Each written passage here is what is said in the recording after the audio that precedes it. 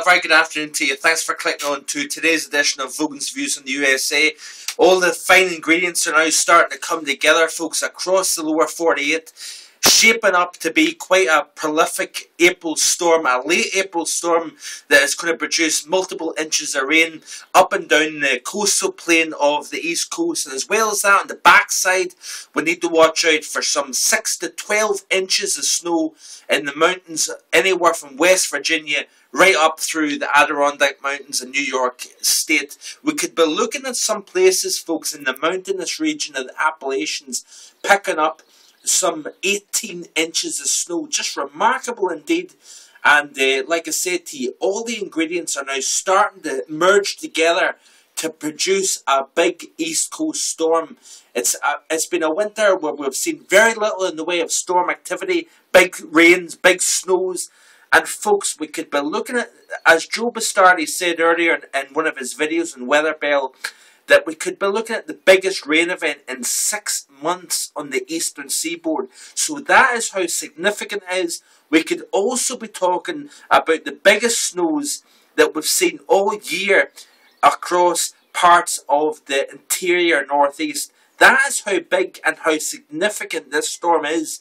And I'm just going to show you a few things taking place here. Big day for rains across South Florida.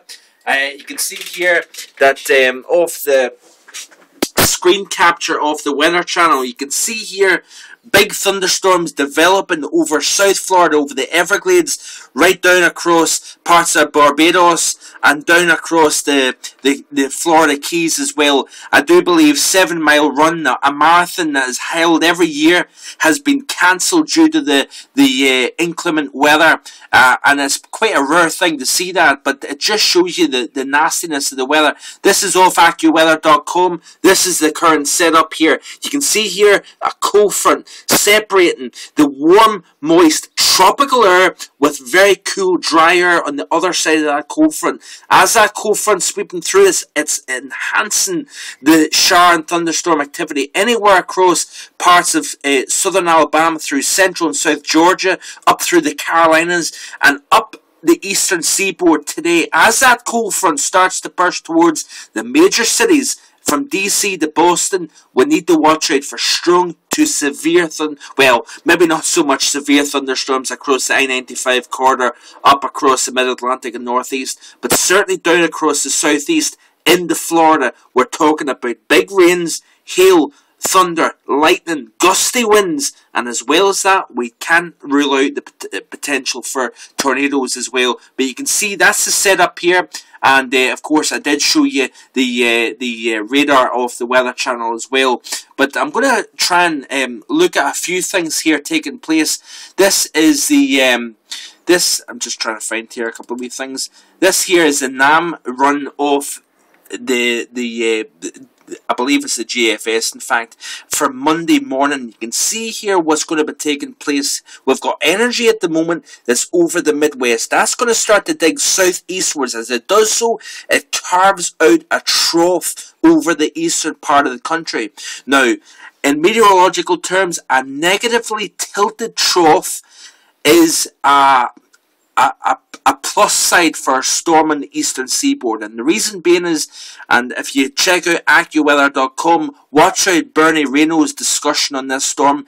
He puts it very plainly about a negatively tilted trough is conducive for an East Coast storm. The reason being is, folks, we've got an area of low pressure developing here as that cold front, on the tail end of that cold front associated with that Midwest system. As that cold front then starts to push towards the East Coast, we're going to be seeing an area of low pressure here over the panhandle of Florida start to ride up that and the outer boundary of the trough. So it's going to hook in and round. What's significant about that is the fact that it's going to pull Gulf moisture. Plenty of juicy warm air is going to get projected right up the East Coast and into the Northeast. As it hooks into that Northeast, the storm is going to start to bomb out, and you can see that here over the Northeast by Monday morning. Could be quite a nasty situation over the east coast and the northeast in particular by Monday morning. Now, what is interesting here, folks, is the fact that we've got a setup here taking place. We've got the wraparound of the moisture going to produce particularly heavy rains anywhere from East Virginia, so up by Norfolk, northwards through parts of the Delmarva, up through Jersey, the tri-state area, New York City, of course, including Philadelphia, Trenton, Newark, New York City, like I say, up into Hartford, Providence, Boston. You're all talking about multiple inches of rain. As well as that, you can see the tightly packed isobars. What does that suggest? Talks about strong winds. So you can be talking about gale force winds, onshore winds. So you've got heavy rain, driving rain. As well as that, 50 mile per hour plus gusts of wind. So it's going to be a nasty situation here, folks, up and down the I-95 corridor, particularly Sunday night and into Monday morning. And as well as that, we've seen temperatures up in Geraldton in Ontario at 14 this morning. That cold air is going to get tapped by this system. As it winds up, it's going to pull that cold air from Ontario down the Appalachian spine.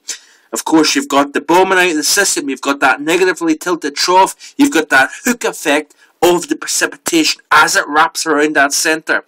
This, of course, that wraparound moisture and, of course, the cold air getting pulled down from Ontario is going to kick up those snowstorms. And, of course, on the Appalachian Mountains, you've got orographic effect. You've got big snows.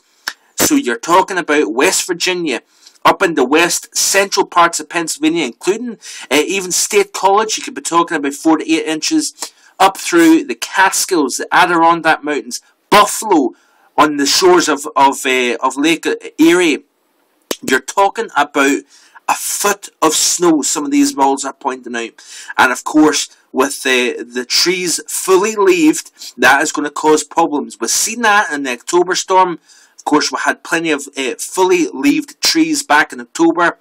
The same setup is very, very much a concern here. It doesn't take an awful lot of snow, doesn't take an awful lot of wind either to then produce power outages, pulling down those cables, and of course, big problems can occur. We could be talking about significant snow of anywhere from 6 to 12 inches of snow, and locally 18 inches of snow as well, up and down the Appalachian spine. But certainly anywhere, if you're living in parts of say Norfolk, Dover, Atlantic City, Ocean City, up into Toms River, Middletown, New Jersey, you're talking about big rains, 2 to 3 inches, locally 2 to 6 inches of rain in this part of the country.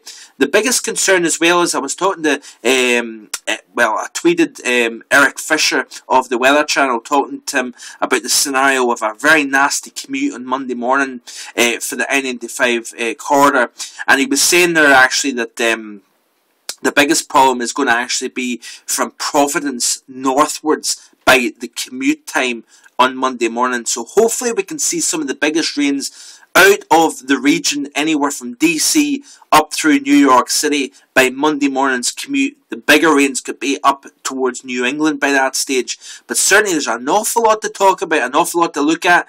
Keep checking back. I'm going to try and keep you up to date as much as possible on my blog. Follow me on Facebook and Twitter and I'll keep you up to date. Hope you have a great day, folks. Bye-bye.